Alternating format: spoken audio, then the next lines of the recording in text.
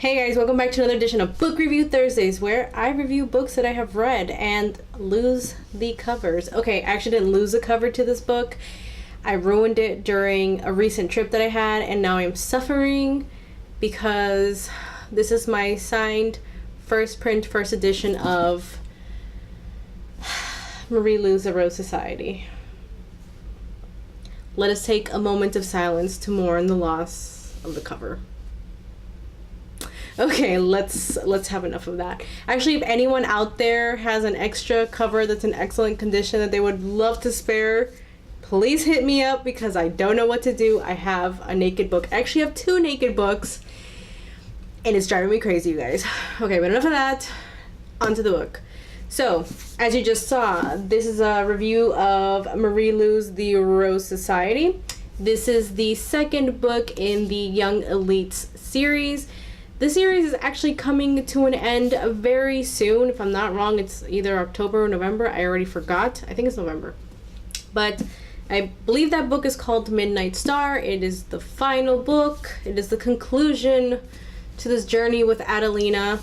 And I am freaking out, you guys, because Marie Lu is going to be really close by, which means I'm actually going to go to a book signing, no matter what it takes, and get that final copy signed in person.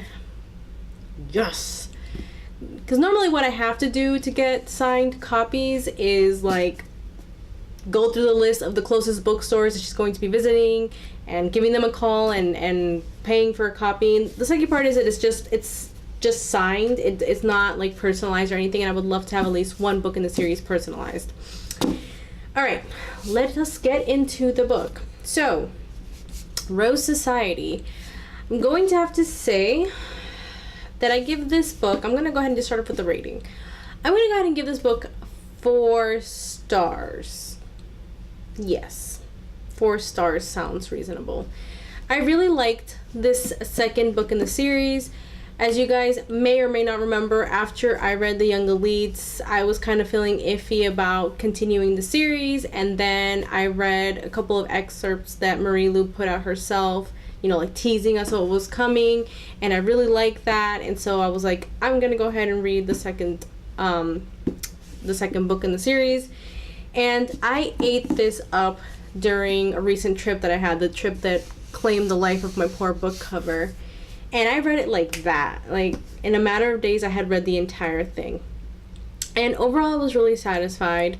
Now, I'm not going to spoil specific things, but there is going to be a little bit of spoilage here because, you know, I'm going to mention more or less how this relates with the first book, what's going on. And so I'm really sorry. So if you don't want to hear anything about that, please leave the video now and don't yell at me later for having it ruined. Okay. That's it. You either you're here to stay or you've gone.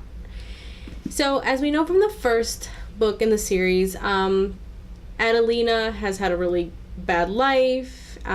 She suffers because of this sickness that has made her now different, has made her part of what's known as Malfetos, or that's how at least people in this universe refer to people that have now changed due to this illness.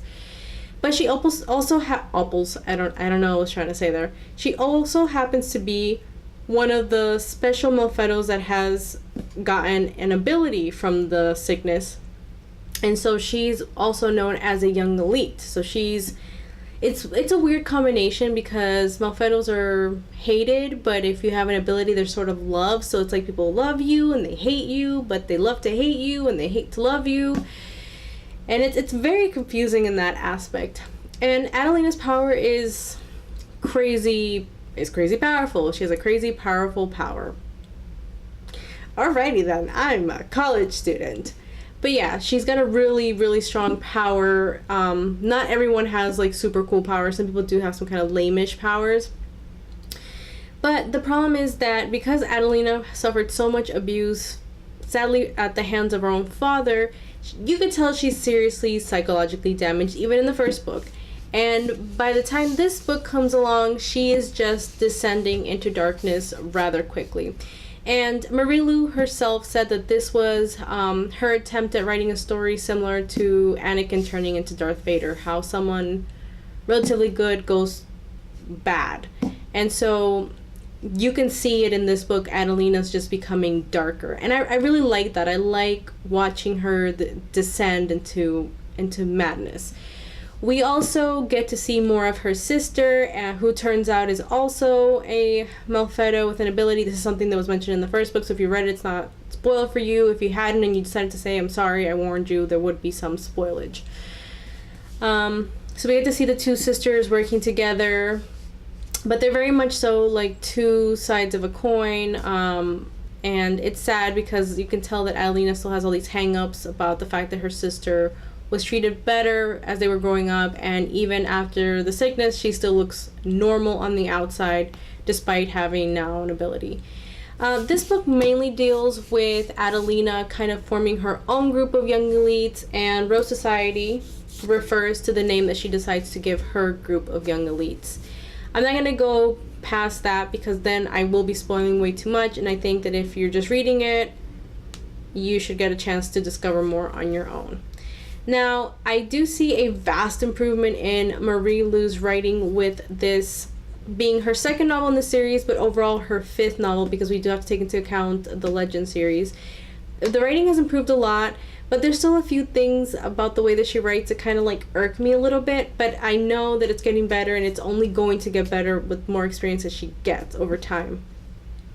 The pace is really fast. Her descriptions are really detailed, not too detailed, just detailed enough to give you an idea of the world that you're in. We get to see new characters, we get to see old characters, we get to see new and old characters interact.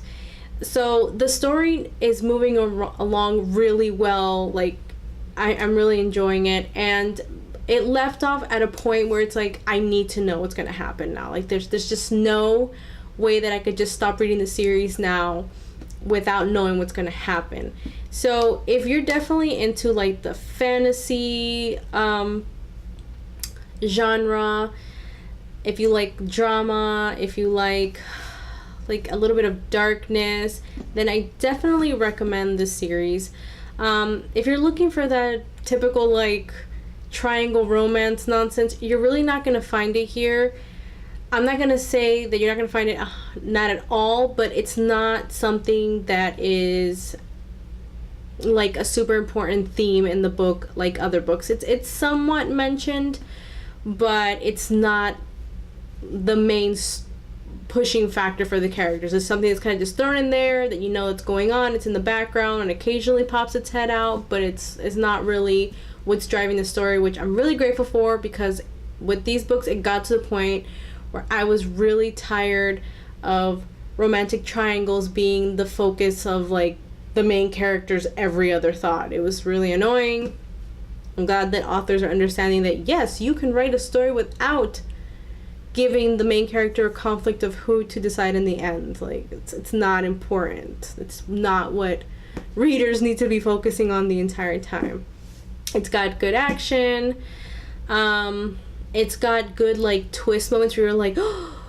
So definitely, all in all, I am really starting to enjoy the series overall, and I am having a bittersweet moment in terms of when the last book comes out. It's like, yes, I get to see what happens, but oh no, it's the end.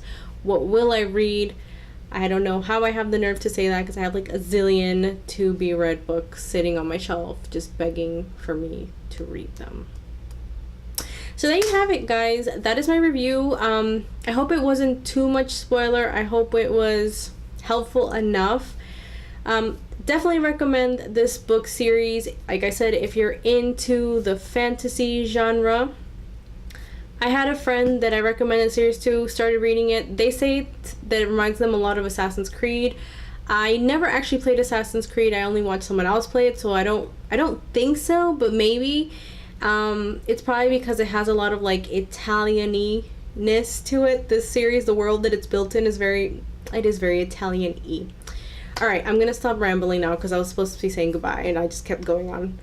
Oh god, I'm becoming my mother. Anyways, thank you guys so much for watching. If you like this video, please do give me a thumbs up. Leave me some comments down below. Please subscribe if you are so inclined to do so. If you are so inclined to do so, that doesn't sound right, but you guys understand what I mean. If you feel like it, please do subscribe, and I will see you guys in the next Book Review Thursday video. Bye.